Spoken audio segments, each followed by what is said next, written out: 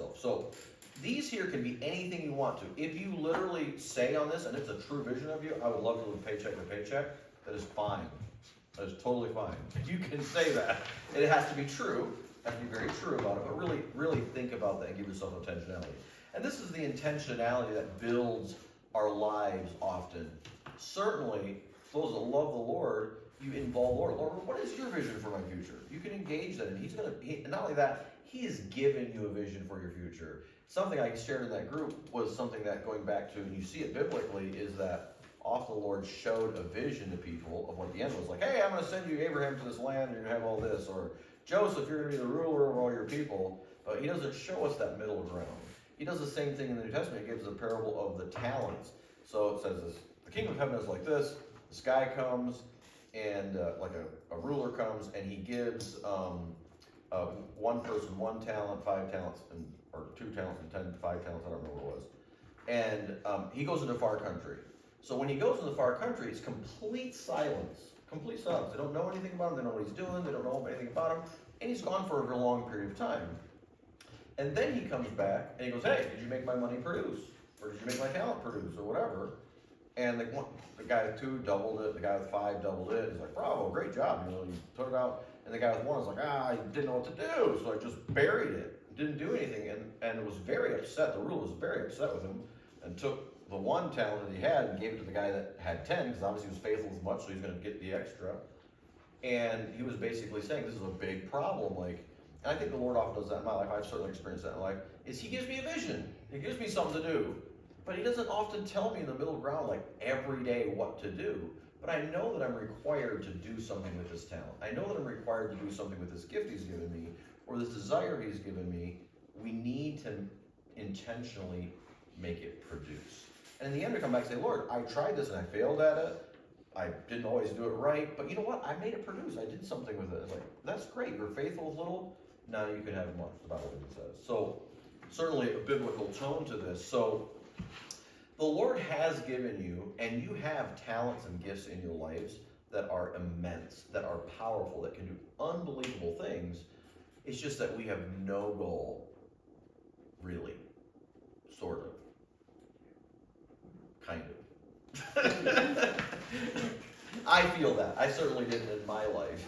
And I suspect, because it just is a natural state of being.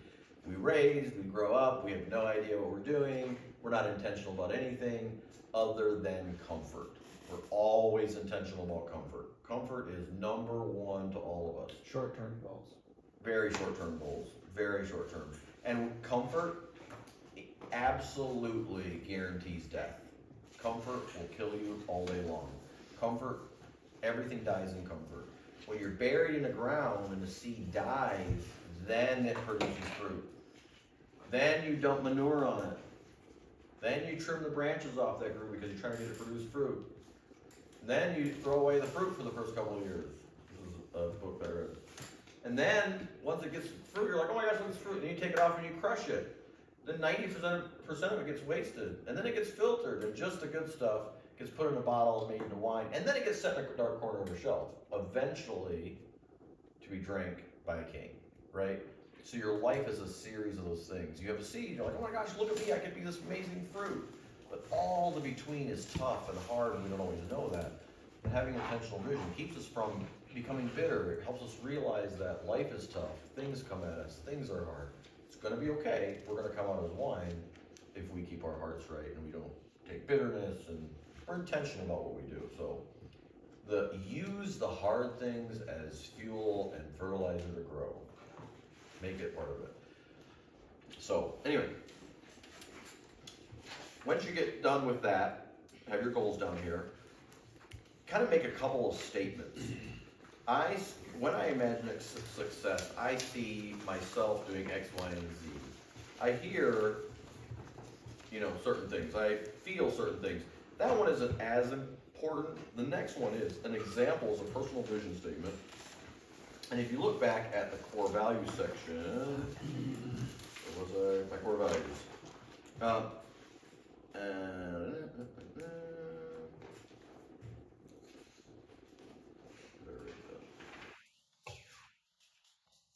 Okay, think think about the above core values as you write out the vision statement. Later, use them in your vision statement. So you have, at the end of that, you're going to have the core values that you wrote down, or you got the core values up here.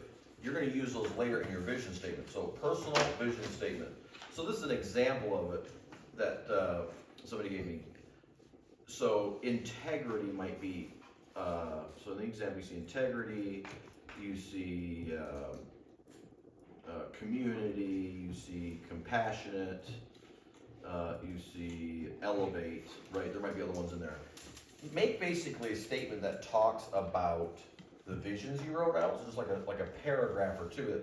You have the vision incorporated in it and includes the core values. I will be compassionate, caring about people are, right? So use this as an example to write a vision statement. Something that you could, in theory, recite on a daily basis. You could say it, you can read it like, yes, that inspires me. That's exactly how my life, if somebody read a short paragraph about my life in 20 years, that's what I would want it to show. Like they could write that about it, like they're writing a story about me now, and they're writing it down, write it that way. Now that's probably gonna be the hardest thing you're gonna do. I am not good at coming up with stuff like that. But having a statement made like that, and then it resonating with you, here's the thing, anything you do in growth is not gonna be easy. There's a reason why nobody does it, because it's not easy. There's a reason why most people just go along with life as it hits them, as it comes, because thinking is the hardest work you will ever do. Thinking is not easy. Thinking is painful. You've got to deal with things. You've got to face yourself. You've got to really come to grips with who you are, what's happening, and you've got to think it through. There's a reason why a lot of people just blindly walk about their life is because they don't want to be intentional and think. It's a lot of work. It is much easier, I'll be honest with you, it is much easier to just go out and work hard than it is to think. Because it's actually alleviating sometimes, because your mind hurts when you have to think. You have to go, wow, Mark, you're stupid. You don't know what you're talking about. You need to fix this in your life. Or that was really incredibly terrible. Well, what are you going to do about it? How are you going to deal with that? I'm just going to brush it under the rug and I'm going to go about my day. I don't want to be that person. I want to be intentional with my life. So then here's just a few miscellaneous statements. What has been added to my life? If I look at the vision, what are the things that got added to my life? What things have been removed from my life? You can just state a few statements like, this got removed, this got removed, just basic.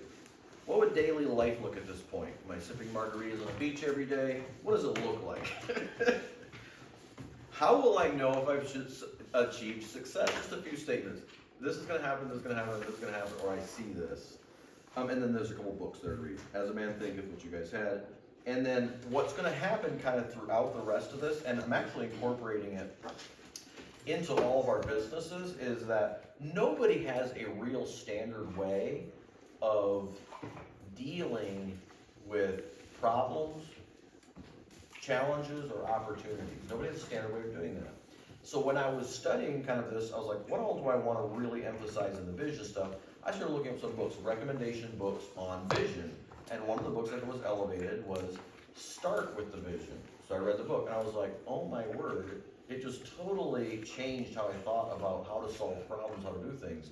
So little by little, we're going to figure out how to implement that into the companies and business and even into my personal life. So everything starts with a vision. You can write down, what is the challenge, opportunity, or problem? And so we'll work through that once you kind of get to these areas, and it'll give you a clear define of what next steps to take to achieve the vision side of it. So it's something you can work through, and you can do it for literally anything. So what is the vision? So if there's a relational issue, what is the vision for our relationship? We want it to be great. We want to enjoy each other's company. Maybe if it's a husband or spouse, like we want to get along. We want to have more of this stuff. We don't like this. The vision for it is you really want to start with the visions. You don't want to start with the problem. What happens a lot of times is you start the problem like, oh, I'm just not making any money or whatever, and so you kind of get despondent and you look at the problem and nothing can fix it because you're just looking at the problem. But if you go, hey, the vision for my life is, or the vision for this relationship is, or the vision for this marketing problem or whatever, you can elevate that and you go, the vision is that it does it great, we don't spend a lot of money, and it provides us a lot, whatever happens. Then you go down to the next step. What's the current reality? The current reality is it sucks, it's not working, we're always fighting, whatever's happening. Then you go, this is like a 6-step process, but it's very easy, and you can literally do with anything, and And it just helps you be intentional about solving a problem, no matter where it's at, or a challenge, or an opportunity. Oh, I've got this opportunity. Well, what's good about it? Well, let's really dissect on how we go. And then it helps further down the line, and we'll kind of work through some of that. It helps get to the root of the issue. Why are you feeling that way? Why is that falling apart? I don't know. Well, you go backwards. It's very easy to do, and you go, oh, the root is, all right, we can deal with the root. Now we can be successful with it. So, any questions relating to this? Is it too much? Steven's like, does it make sense? Any clarification or misunderstanding or something that feels helpful? This really, I just want to get you guys to put your vision on paper. Where is your life in 20 years? I want you guys to see that for yourself. Allow yourself to dream. Take the intentional time, take distractions away, reward yourself while you're doing it. Have your favorite coffee, sit down at a coffee shop, and just let your mind think. Notepad, paper, and just go through it. Or if it's a beer, or if it's a cigar, or whatever it is, just sit there, get rid of distractions, and just let that happen intentionally. Because you can be thinking about something and distracted. Where was I? Yeah, I kind of like that. You can just start scribbling stuff down. Well, you're gonna get out of it as much as you put into it, honestly. It's really the truth of it. So take that intentional time to do it, because even if you go backwards a little bit now, it's like, man, I gotta do more stuff. If you get this intentionally, you're gonna excel much quicker. It's gonna slingshot you forward in your life. So don't be afraid to take the time, get alone, get a babysitter, if it's a wife, or make your husband watch her, or something, right? I thought you were saying to go out and get a loan. No, be alone. Be alone. You said Marcia go out. Sure, Mark. I'll take one. Let's all go get a loan, I guess. Already done. That leads me to my next question. Okay. My only Can we all question. get along together? If we're here as a couple, can we do $100 per couple?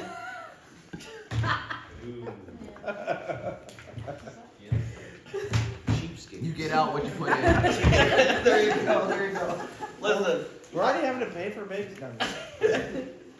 No, it's again, nothing's ever. I know. I'm just. Here's the thing. I really contemplated doing this at all. And I really wanted to scratch it, maybe because of, maybe I know some people's financial struggles or whatever. I really wanted to scratch it, but I felt really strongly about it. You gotta give something. You gotta put it. You put in and. Yeah, I just felt It's gonna strongly force you. about that kind of give and take aspect of it, that I really felt like it was important to me. So if that's a struggle or whatever, talk to me, but as a general rule, I really feel that's an important factor, so. You're not supportive. Any other questions, clarifications? Anything you just wanna say, any thoughts that came to your mind while we were doing this? I think why I was like focusing wasn't that. I think it was like trying to go through my head Yeah, and think of something quickly. yeah, So I'm glad you said that. Because like Don't do it for quick. me, like even writing down the people I don't like, I'm like, man, that's tough. I mean, I was having a hard time coming up with it, so this is something you should do at your own pace and Right. be very intentional with, I think. Yeah. It's not something we need to rush through at all. I don't think it should be. And that, we don't really have the time to do that here and do it Sure. properly. So, something that I listened to the other day, and I think is really key, and they told me this early on, is when you're doing stuff that you don't like, so let's say you're trying to change a habit, is you should always reward yourself. And here's the reason. You might think, oh, I don't need a reward, I should just be doing better. Your mind 100% works on reward, either from endorphins or a reward that you give yourself. Guaranteed. And if you understand that, you will use it for your advantage. What are you laughing about? Okay. Rewards. Wine. Your mind works on rewards. So if you enjoy the cup of coffee, or if you enjoy the cigar, right? Let yourself know that when I go to do this, I am going to enjoy this cigar or coffee or chocolate or whatever is like that needing that speaks to you. Or if it's like, I'm gonna go, like I like to go on a hike or a walk by myself, I'm gonna do that and then work this. Or I'm gonna do this and then I'm gonna do that reward. Be careful that if you're trying to ever change a habit or do something like this, reward yourself for it, because your mind loves rewards, and it does not matter how you do it. anytime you do something and you enjoy doing it, even if you didn't reward yourself, you got endorphins because you love doing it. And your mind loves to do that. So if you can figure out a way to reward yourself for doing these types of things, or anything you're changing, do it. Use it against itself, because your mind, it will by default do that. So if you know that, you understand how your mind works, you're gonna start using those things to your advantage. So reward yourself for it. If it is a piece of cake, if it is something else. I don't know why I'm always making food, probably because I'm fat, I don't know. But maybe limit yourself the rest of the time. Any other questions or comments? Anything would be helpful to clarify for you guys? I have things I want to say, but it would just, things would keep going. Okay, yeah. Super late, but. Yeah, I mean, let's be intentional with it too. If it's a real legitimate question, I wanna make sure I answer that, so if I didn't clarify something or say it right, please make sure that I'm clarifying that. You're like, what am I supposed to do? Let's make sure I wanna learn how to communicate this well too, so. No, it's great, Mark. I mean, because it's a struggle to be intentional about doing things like this. So, glad you came up with the idea and are following through with it, and didn't just. You know, for me, I'll tell you something about myself. Some of you probably know this. I'm generally lazy. I am a lazy individual. I will proclaim that all day long. However, I always put myself in positions where I don't have the option to be lazy. Right? There's times when I am. There's certainly times I set aside for being lazy. But I do stuff like, hey guys, would you like to do a group? And then I have to put myself in a position where I've got to make it happen, right? So that really has been, I do both. I'm lazy, but I always put myself in positions where I have to perform it. So it's a kind of a balancing act there, so it's good for me. I can't, if an idea comes to me, I try to act on it. There's certainly areas that I'm not, and I want to work through that myself to be intentional with that. Well, and what happens when you think you've reached that ultimate goal, and then you do get comfortable again, and then you have to come up with new goals. I will tell you this, if you intentionally put goals out there, and you try to go to achieve them, and you see yourself achieving them, which is a reward in itself, what is going to happen, it's like the sunset. You're walking off in the sunset, that goal's gonna keep changing. That's the real truth. That's what I was getting at. Yep. Growing It up, really for will. instance, I was an only child. I Yeah. wanted to have a family unit. I have that. Yes. I want to make $50,000 a year. Yep. We have that. Yeah. But now it's like, okay, refocus, regroup, Yep. keep up with Yep. goals. And so what happens is, it's amazing, unintentionally in my life, I have set certain goals. Like, I remember young, starting out in construction, and I was like, I guess I'll build, that was kind of in my head, I didn't know anything. And then one day I got the idea, and I was like, I thought a general contractor was just somebody that built, goes out and frames stuff. I just didn't realize that there was I thought it was he just generally constructs things. I'll be honest with you, that was my mentality, right? And one day I read something about a general contractor, and I was like, oh, they organize the whole system. They have subs and teams of people. And I was like, that's exactly what I want to do. Well, fast forward 10 years, and when I could have gotten coaching and some training way back then, it didn't. It was very unintentional in my life. As much as I was, that was always in my mind. That actually gave me a target, and I was always how do I get there? And when I got to a certain sticking point, I was like, I'm totally missing something because other people are doing this. Now I went and got a coach. Oh, well, I should have done that 20 years ago, or read a stinking book. I've read 30, maybe 20, 30, I don't know, in the last 4 years, but 18 years prior to that, never read one book. Couldn't care less. I was like, man, if I just read one book, I would probably change my life. And I know that it's hard to do. I know that it's hard to do. Again, nothing that is worth doing is going to be easy. It just isn't. It's going to cost you.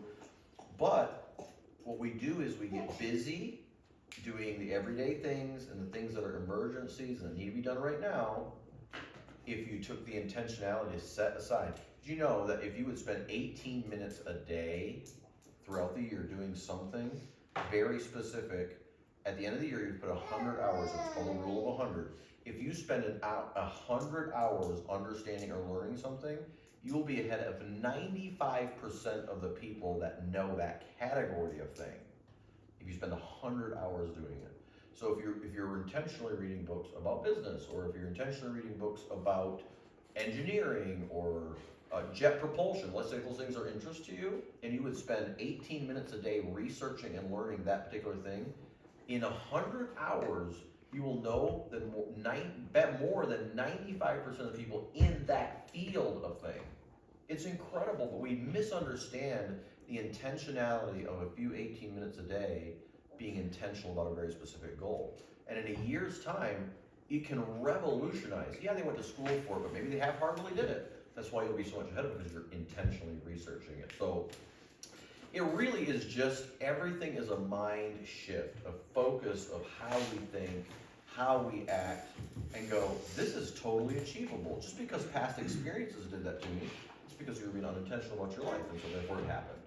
But what if you really got intentional with it? What if you really studied those items and prioritized it? Got rid of the emergencies, or let the emergencies take care of themselves for a minute, be very intentional. In a year, it'll just start, and what happens is the average CEO, I think, reads 50-something books a year as the average CEO, and every CEO you'll talk to, I know it's a huge thing, because I'm not there even remotely, but every CEO that you talk to that reads books, or big time people, they're like, the more you read, the more successful you'll be. It's just a matter of fact. You understand what other people did, you're able to inject little things. Maybe you learn one thing per book that you actually implement. You might have a bunch of stuff in it, but just take one thing and actually implement it. Just one, every time. Maybe read the book twice, then you might implement 2 things.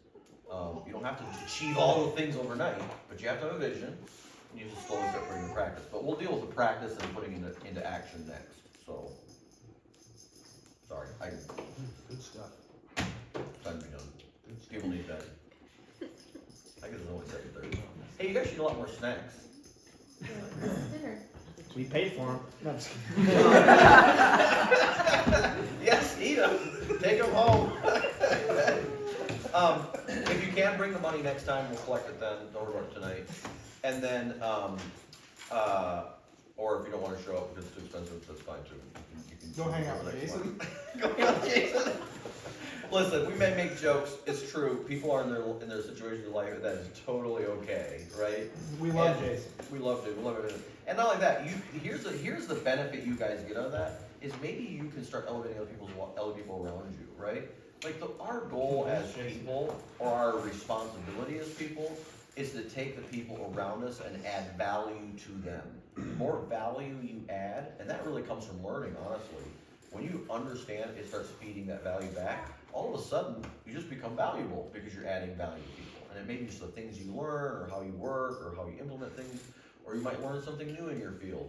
That's really where your gain comes from. And we'll get to that later again. But I was gonna say something else related to that. What was it? You didn't write it down. I didn't. Mm.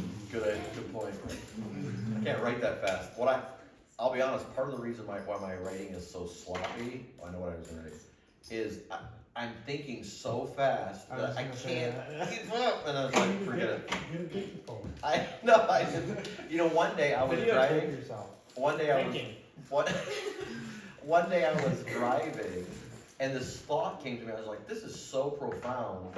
And I do that from time to time, and then like I don't write it down from driving or whatever, so I just put my phone on video and just laid it there and just started talking. And then I took it and grabbed it out and threw it in a dictation machine, and it dictated it, and then I just went and cleaned it up a little bit. I was really nice. You can use voice notes too. I think I might have deleted it because I couldn't find it. I delete any app that I don't use. Just can't stand it. For Shannon and Elise, Yep, here's one for Elise. I had some extra ones over here. You can take it home, and if you want to,